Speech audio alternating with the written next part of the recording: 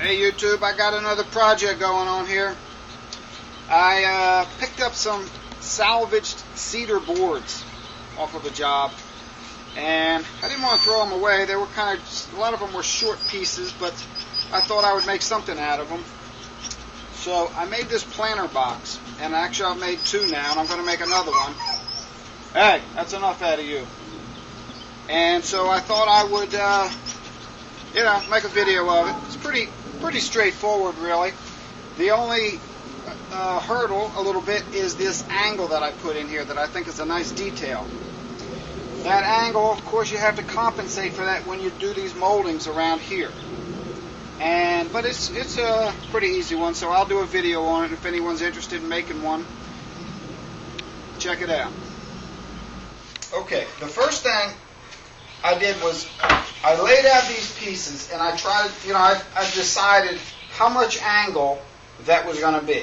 I basically just drew what I thought the angle should be, and then I went over to my miter saw, lined my saw blade up with my pencil mark, and decided I want about an 8-degree. So that's what these are, about an 8-degree angle. Now, I've got this saw here that will cut fairly wide boards, so that makes it pretty easy for me. You could do it on a table saw, you could do it with a circular saw if you drew it out.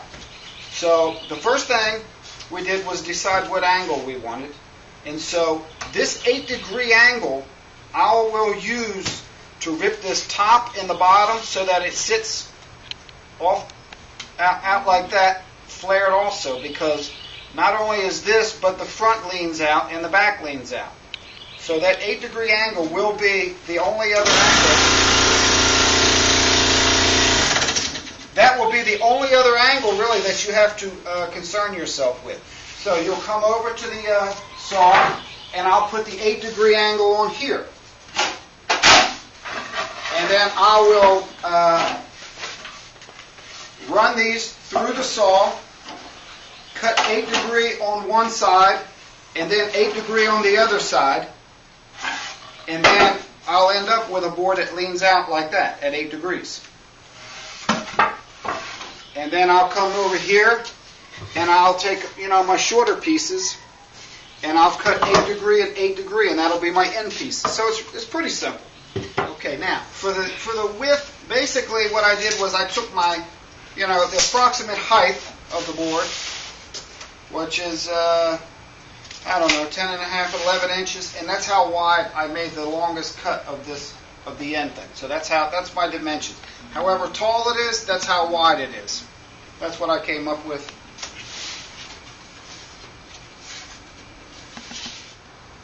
Okay, I've got my basic pieces cut out here. Now what I'm going to do is I'm going to tack it in place with the nail gun, and then I'm going to run a screw at the top and the bottom here that molding will cover. Because if you rely on the nails alone, over time, this joint would, I think, most certainly open up. So the screw will help that. Plus, when I run this molding around here, this molding is actually pinning this piece to the side piece to keep it from opening up over time. So we basically just get our little pieces like this here.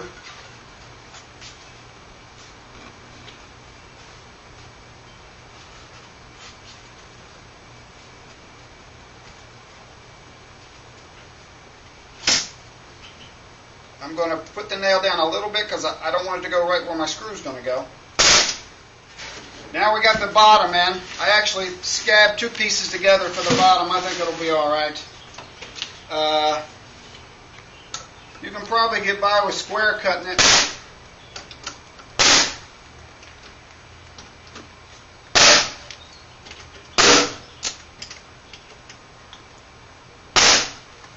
It is hot today, man. It's like 95 degrees. Okay, so now the bottom's in. Now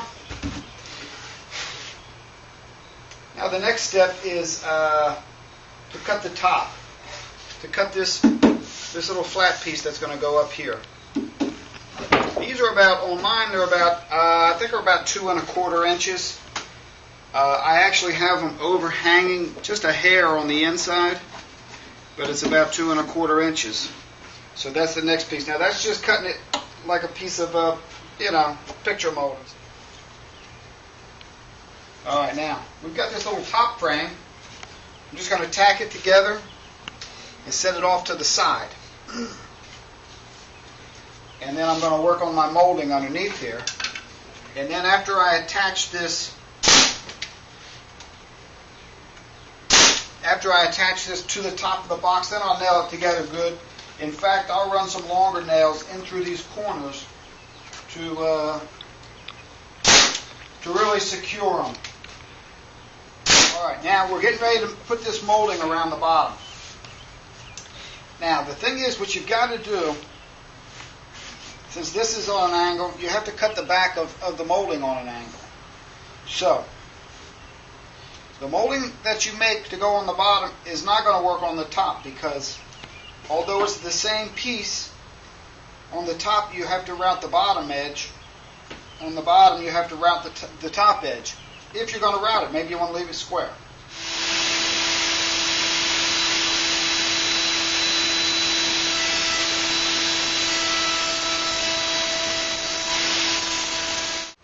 Now, when you're cutting this molding, it may seem elementary, but what you've got to do, if you're not used to cutting with these different angles, is you have to keep this factory flat edge here that the profile's on flat up against the fence. Don't let it rock this way, or don't turn it around and put the bevel against the fence to cut. You'll get all jacked up. You've got to keep the factory face here that the profile's on up against there to make all your cuts, and that'll keep all your 45s as you turn the corner perfect. Just cut on that bevel, and now we just got to wrap it around here. The way I usually do it is I don't try to measure it. I use this a lot in my work. I just kind of hold and mark. I'll hold it right up here, I turn it around, and I set the miter perfectly, and then I come over here and put a mark. Sometimes it's a little cumbersome to try to get your tape measure and measure out little small pieces. It's easier if you just hold them where you want them and mark them. And another thing you can do is a lot of times when you put your mark, if you're not that familiar with using a chop saw consistently, you can get your miters, the angle backwards when you go over to the saw. So one of the things I used to do when I first started out was I would make my mark and then put the slash in the way that the miter would cut. That way, if I start walking over to my saw and I get distracted by somebody talking to me or something, and I get over there, I don't get turned around and cut the miter the wrong way. So that's just one of the methods I use. We're coming down the home stretch here. We're just about there. We got our piece wrapped around there, tacked in place. Now it's time to put our top cap in place. Just going to shoot it down with some 2-inch nails.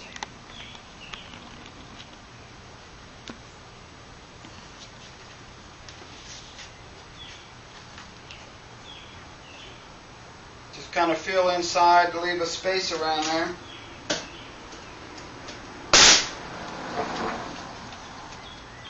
Now, I'll give you a little hint. A lot of times when you're driving in nails, if you drive a nail in at an angle, it will hold a lot better than if you just drive it straight down. If you drive it straight down, and then maybe sometime in the future this thing's filled with dirt and water, flowers, whatever, and you go to pick up on it, and you pick up straight up, that nail will have a tendency probably to pull right through there if it's really heavy. But if you drive those nails at an angle, get a lot more holding power.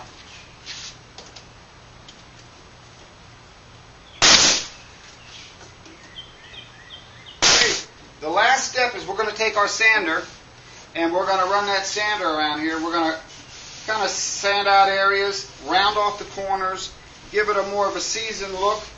And then I think what we're going to do is we're going to try on one of these boxes, we're going to add some boiled linseed oil to the finish and see what that looks like.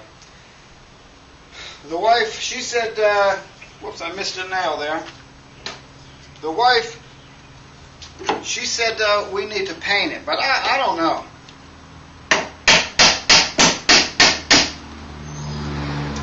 I don't know if we're going to paint it. because I hate to cover up that nice cedar look. Those nice, kind of got a nice finish with these knots and all. So I think I'm going to have to buck the wife on this one. And so let me get her sanded down.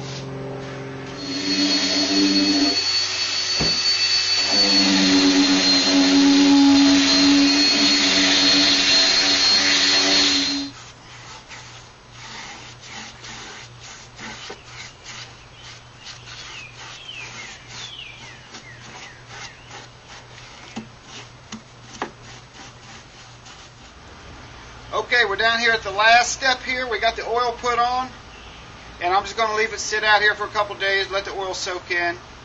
Then we'll put some dirt in there. We'll pot a few things and see how it does. I hope you enjoyed this video, and I'll catch you on the next one.